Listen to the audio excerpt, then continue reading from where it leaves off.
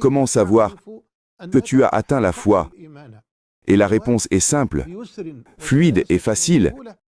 Si tu veux vérifier ta foi et savoir que tu es croyant,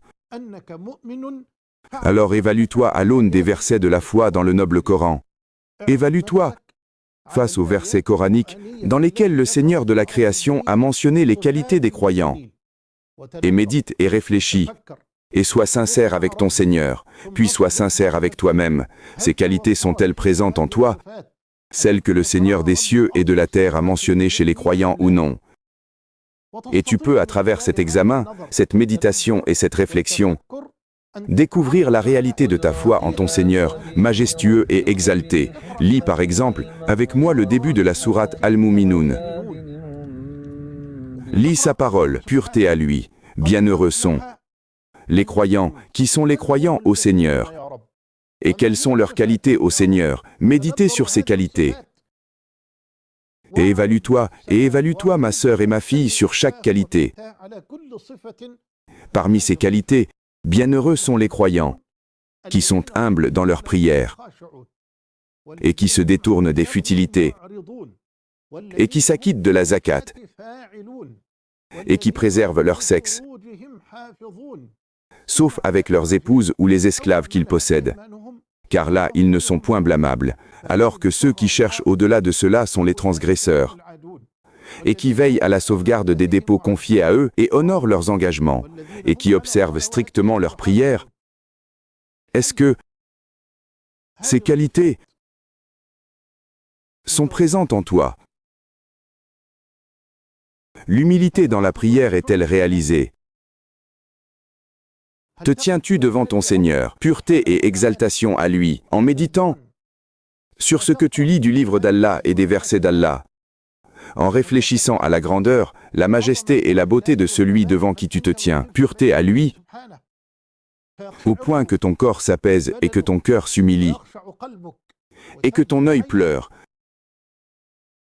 Pour cette position majestueuse et solennelle, devant le roi majestueux, pureté et exaltation à lui, t'es-tu détourné des futilités? T'es-tu détourné des paroles vaines? T'es-tu détourné de la médisance? T'es-tu détourné de la calomnie? Est-ce que tu invoques constamment Allah, pureté et exaltation à lui? Utilises-tu ta langue dans le bien, dans la bonne parole, dans l'évocation d'Allah, dans la recommandation du convenable, dans l'interdiction du blâmable, dans l'appel à la vérité, dans l'appel à la sincérité, dans l'appel au bien, dans l'appel à la réforme, et qui se détourne des futilités? Le croyant se détourne des paroles vaines, à plus forte raison du mensonge, à plus forte raison du faux témoignage, à plus forte raison de la médisance, à plus forte raison de la calomnie, à plus forte raison de l'insulte, de la malédiction et de la diffamation, et des paroles obscènes et vulgaires. Évalue-toi, mon frère, sur ces qualités. Le croyant ne peut jamais être quelqu'un qui maudit, ni qui diffame, ni qui est vulgaire, ni obscène, ni médisant, ni calomniateur, ni faux témoin, ni diseur de fausseté. Mais il se détourne des futilités. Alors que dire des paroles illicites? Que dire du langage interdit? Et qui s'acquitte de la zakat? S'il fait partie de ceux soumis à la zakat, il reconnaît dans ses biens le droit de son maître et seigneur, il amasse de ce qui est licite, et il s'acquitte du droit du grand, l'exalté. Et alors, amasse la richesse que tu veux.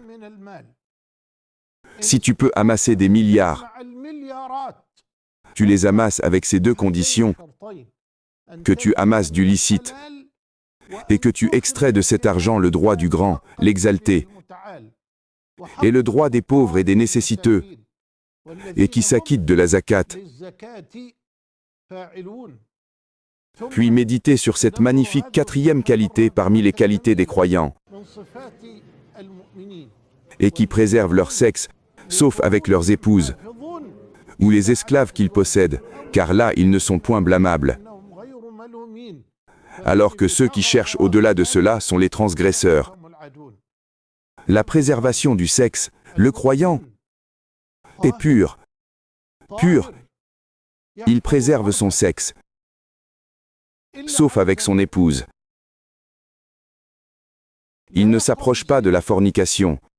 Il ne s'approche pas de la fornication, en obéissance à l'ordre de son Seigneur, et n'approchez pas la fornication, c'est en vérité une turpitude. Et quel mauvais chemin! Ainsi le croyant préserve son sexe. Et c'est pourquoi, paix et bénédiction sur lui disait, « Celui qui me garantit ce qu'il y a entre ses mâchoires, c'est-à-dire sa bouche, et ce qu'il y a entre ses cuisses, c'est-à-dire son sexe, je lui garantis le paradis. » Méditez sur la simplicité et la facilité du hadith et la récompense qu'il porte, que l'esprit peine à concevoir. Celui qui me garantit ce qui est entre ses mâchoires en garantissant sa langue, et ce qui est entre ses cuisses en garantissant son sexe, je lui garantis le paradis. Celui qui préserve sa langue des maladies que j'ai mentionnées plus haut, et qui préserve son sexe de la fornication, ou des actes du peuple de Lot, et il n'y a de force ni de puissance qu'en Allah. C'est donc un croyant. Et cela fait partie des qualités des gens de la foi.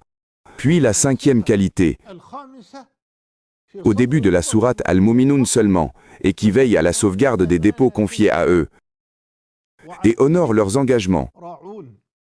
Les croyants sont dignes de confiance. Les croyants sont dignes de confiance. Le croyant ne trahit pas. Le croyant ne trahit pas.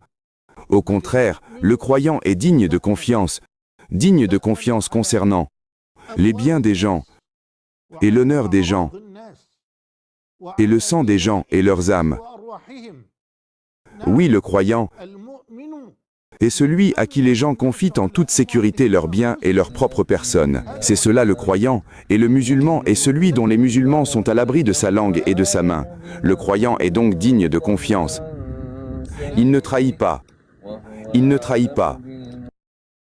Ô vous qui avez cru, ne trahissez pas Allah, et ne trahissez pas le messager, et ne trahissez pas sciemment les dépôts qui vous sont confiés.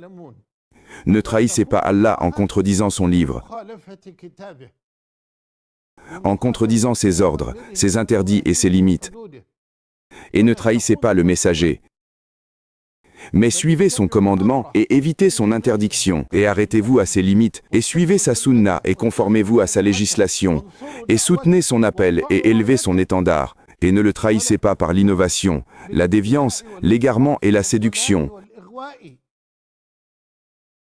Et le croyant est gardien du pacte. Il ne rompt jamais le pacte. Il ne trahit jamais l'engagement. Et le respect des engagements est une qualité majestueuse parmi les qualités des croyants et l'une des pires qualités des hypocrites. C'est que lorsqu'il parle, il ment, et lorsqu'il promet, il manque à sa promesse. Et dans une narration, et lorsqu'on lui confie un dépôt, il trahit, et lorsqu'il s'engage, il trahit, et lorsqu'il se dispute, il dépasse les limites. Ce sont les qualités des hypocrites selon l'ensemble des narrations d'Abu Huraira et Abdullah bin Amr bin al-As. Et les deux narrations sont dans le Sahih Muslim. Les signes de l'hypocrite sont au nombre de 3. Lorsqu'il parle, il ment, lorsqu'il promet, il ne tient pas sa promesse, et lorsqu'on lui confie un dépôt, il trahit. Et dans la narration d'Abdullah bin Amr, il y a 4 caractéristiques. Celui qui les possède toutes est un pur hypocrite. Et celui qui possède l'une d'elles possède une caractéristique de l'hypocrisie, jusqu'à ce qu'il la délaisse. Lorsqu'il parle, il ment, et lorsque on lui confie un dépôt, il trahit, et lorsqu'il s'engage, il trahit, et lorsqu'il se dispute, il dépasse les limites. Les croyants veillent sur leurs dépôts et sur leurs grands engagements. Alors es-tu digne de confiance, dépositaire des biens des gens, de l'honneur des gens, de la religion des gens. La religion des gens, ça fait confiance, alors tu es digne de confiance. Es-tu fidèle aux engagements, fidèle aux promesses, Ce sont là les qualités des croyants. Puis la dernière qualité est ceux qui observent strictement leurs prières. Au début des versets des croyants de la sourate Al-Mu'minun, et ceux qui observent strictement leurs prières. Le croyant ne néglige pas la prière. Je m'étonne de personnes qui prétendent avoir la foi alors qu'elles négligent la prière. Alors que le prophète, paix et bénédiction sur lui, dit « Ce qui sépare l'homme de la mécréance, c'est l'abandon de la prière. » Et il dit « Paix et bénédiction d'Allah sur lui, le pacte qu'il y a entre nous et eux, c'est la prière. Quiconque l'abandonne a mécru. » Et je ne veux pas entrer dans cette longue divergence entre nos maîtres parmi les gens de science. Est-ce que celui qui abandonne la prière est mécréant? Ou n'est-il pas mécréant? Qu'il l'abandonne par reniement et déni, ou par paresse et désobéissance. Les savants sont divisés en deux groupes. Un groupe soutient le premier avis, et un groupe dit qu'il est pervers et désobéissant. Acceptes-tu, mon frère, d'être l'objet d'une divergence entre deux groupes de gens de science, un groupe qui te juge mécréant et un groupe qui te juge pervers et innovateur? Acceptes-tu cela pour prétendre ensuite qu'il fait partie des croyants? Et ceux qui observent strictement leur prière. Le croyant est donc assidu à la prière. Il ne néglige pas la prière. Soyez assidus aux prières et à la prière médiane. Et tenez-vous debout devant Allah avec recueillement. Le croyant ne néglige pas les prières. En particulier, il est soucieux du plus grand soin de la prière de l'aube et de la prière du soir. La prière de l'aube en particulier et la prière du soir. Et ce sont les deux prières les plus lourdes pour les hypocrites. Il n'y a pas de prière plus lourde pour les hypocrites que la prière de l'aube et la prière du soir. Et s'ils savaient ce qu'elles contiennent comme bien, ils y viendraient même en rampant. S'ils devaient ramper sur leurs pieds et leurs mains, ils iraient vers les maisons de leur Seigneur, majestueux et exaltés, pour la prière de l'aube et la prière du soir.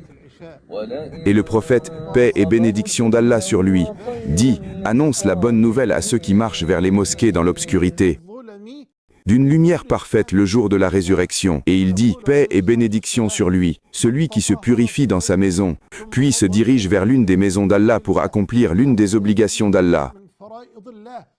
Ces pas seront tels que l'un effacera un péché et l'autre l'élèvera d'un degré. Et il dit, paix et bénédiction d'Allah sur lui. Voyez-vous, si une rivière coulait devant la porte de l'un de vous, et qu'il s'y lavait chaque jour, 5 fois, resterait-il quelque chose de sa saleté? Resterait-il quelque chose sur mon corps d'impureté et de souillure? Ils dirent, non, ô messager d'Allah. Il a dit, c'est l'exemple des 5 prières, par lesquelles Allah efface les péchés. Ce sont de très rares versets, dans lesquels le vrai, Allah béni et exalté soit-il, a mentionné les qualités des croyants.